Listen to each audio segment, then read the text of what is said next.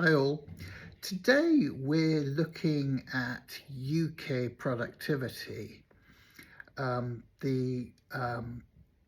useful chart can be found on the House of Commons um, economic indicators site showing um, labour productivity per hour and how it's performed over the last 20 years.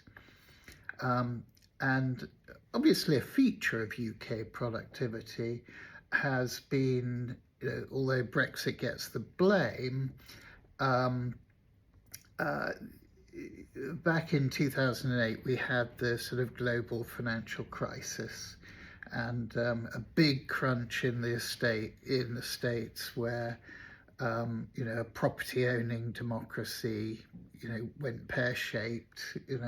People tried to take shortcuts and it all went terribly wrong. And that had a big impact at the time on the economy, but also it seemed to have a persistent impact on UK productivity and the idea of the economy in the UK. At that time, we didn't have payroll information. I mean, now government publishes the HMRC, RTI, real-time payroll information. So we know how many people are on the payroll. We know how many what they're paid, and that's been the case since 2014. And although we've seen this flatlining of productivity and with that real wages, how people feel about things are going,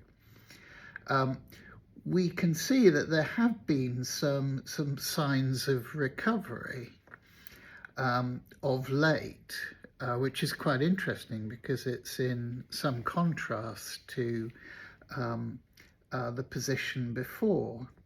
Now, if we look back to 2007, there was something like 24 million people on payrolls then. And if we fast forward to 2026, there's over 30 million on payroll. So we have a sort of additional 6 million people are showing up in the payrolls. And we've had this RTI information since 2014, so we can track it month by month as it's gone from 2014, which is quite helpful. One thing that was the case going back to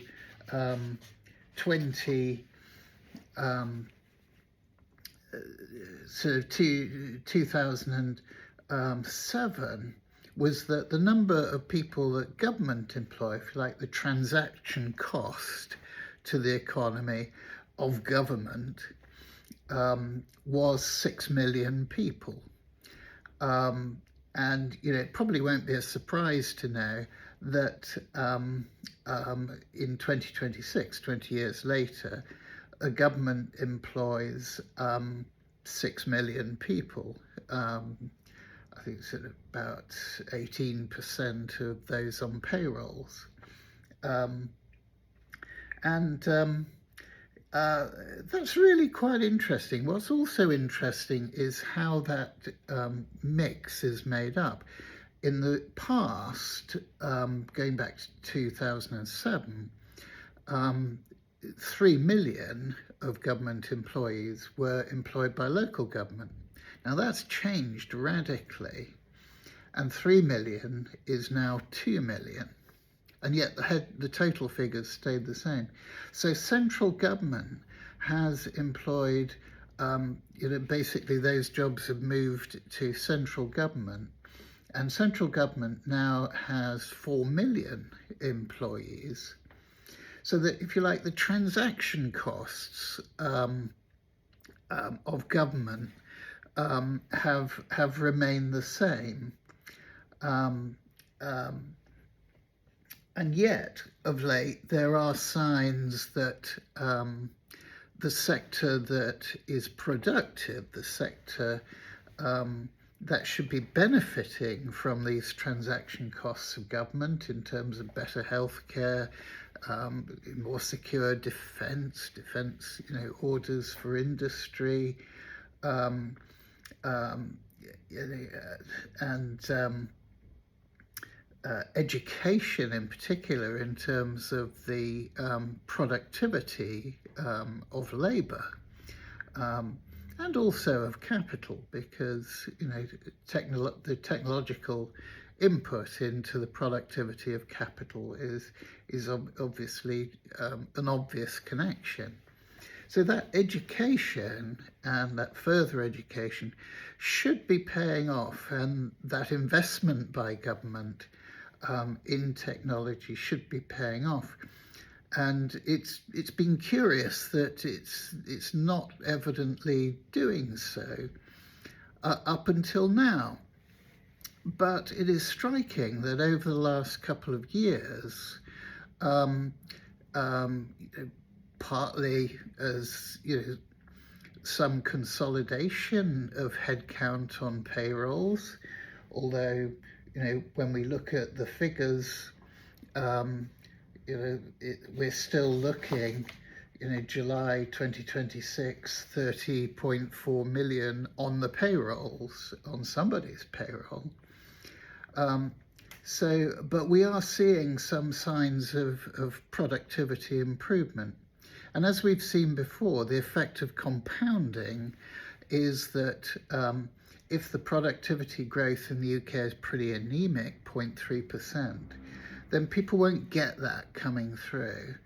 But if it rises, as it appears to be doing, to what you would expect from the UK's privileged position as one of the G7, and it's going to rise to 1.5%, that is quite encouraging.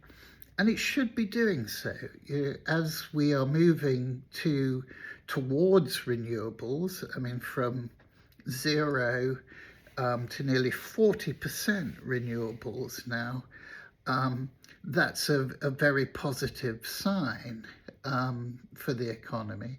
And it's also indicating, although there's a massive amount to do, that government investment in sort of energy, which I suppose really started in earnest in renewables with Gordon Brown, is starting to pay off, although there's a massive amount to do. To upgrade the grid, for example, requires a sort of paper sort of transaction cost in terms of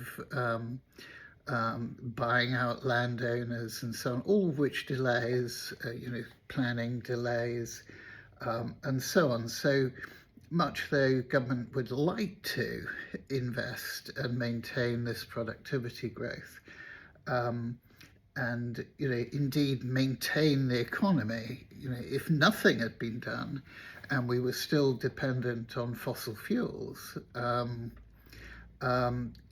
we would be in a pretty dire state in terms of living standards. Our living standards would be much more modest. We wouldn't have maintained the really quite good living standards that we've got. So our payroll data can give us some insights based on actual evidence as to the direction of productivity and why things are happening as they are, and hopefully why this productivity puzzle for the UK is starting to unwind. It's of course the case that there are severe regional imbalances. If you look at West London compared to the rest of the country, the productivity in West London is enormous, compared to the productivity changes in the rest of the country. Um, Again, with education, with this investment and raising people's skills, people keeping people coming out of secondary education and obtaining relevant skills for the workplace. That should be paying off. And it's encouraging to see that there's some signs that it is. So if we look at this where does productivity sort of fit in? If we look at it in terms of personal time management, our students learn quite early on to use the matrix of urgency and importance. And productivity is right there in that something that is terribly important but not particularly urgent. And particularly we can observe for government how things sort of land in the daily. This is this is terribly urgent. This is terribly important.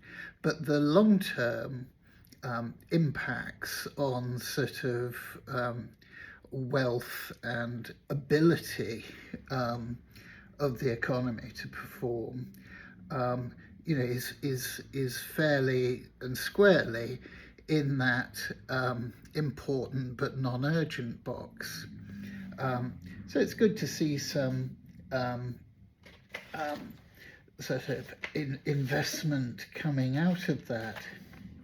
So where does this take us? There are some areas that are of concern. In our sort of social environment, economists are not blind to that. It's very apparent that there is in Western democracies a kind of rather more sort of regal presidential court aspect to our politics rather than a straightforward, transparent, parliamentary statement of tasks and how to do it. There's rather more sort of Latin American style presidential announcements and so on, which is worrying, and of course, will call forth a reaction in a healthy democracy of a party. If you think of the American politics, you think back to the Whigs and the president Andrew Jackson, who was very regal, and he had his court and surrounded himself with sycophants and grandiose projects, and that called forth a reaction. Similarly, in the UK, one way the UK has avoided an uprising, if you like, of popular discontent, although there have been some disturbances, has been this notion that Parliament is sovereign and that we don't have this sort of court sort of type behaviour. Important though the presidential office and the monarchy has been to the UK and its sort of 400 years of victory. But nonetheless, these things, sometimes things get bent one way or another to keep them straight. So it'll be interesting to see whether our politics can weather these strange storms that we can, the public can feel are sort of going on in the background. and whether this productivity progress can be maintained. Of course, if it is, then that's all to the good. There's more money for public services, there's more money for the things that people want in life. So I hope that's helpful. That's a little chat on sort of labour productivity and productivity per hour, and how things are sort of going on in the UK, and perhaps that can put into some perspective the impact of AI. Although it's a big headline AI doesn't put roofs on people's houses. AI is of immense value in technological and communication roles and jobs and outputs, but it's not the answer to everything, which sometimes people sort of indicate it is. However, if it can, at the margin, without giving rise to other problems, enhance that labour productivity, and in particular that sort of entrepreneurial, that sort of mysterious, mercurial quality of profit seeking by captains of industry and so on. If it can enhance that by making individuals more productive, well, that's a very good thing. One clever friend who is his job is coding, describes AI as the best work colleague he's ever had. So in that sense, if we are experiencing almost like a virtual increase in population without having to maintain that population in the same way that we do an increase in the workforce, well, that should feed through to productivity in some shape or form, and in the success with which value is added to the various inputs. So I hope that's helpful, and see you next time.